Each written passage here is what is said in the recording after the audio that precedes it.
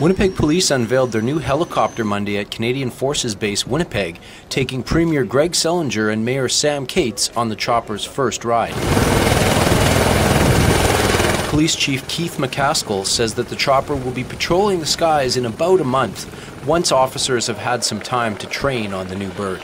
We have to do more. We have to do as much as we possibly can technologically, be able to give our officers the tools and be able to do the right thing for the citizens we serve. This helicopter is going to go a long ways to do the things that we need to do. The chopper is a joint project of the City of Winnipeg and Province of Manitoba, with the city having purchased the helicopter and the province agreeing to pay for its annual operating costs. Ensuring the safety and security of the citizens of Winnipeg. We believe every citizen, every neighborhood should have that sense of safety and security.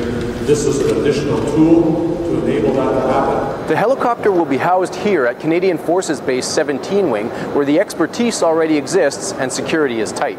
I want to thank the chief who came forward and suggested we look into this and then eventually move forward on something that I think will be a very valuable tool. Police believe the new helicopter will be able to help them with everything from car chases to surveillance to search and rescue missions. For the Winnipeg Sun, I'm Paul Turenne.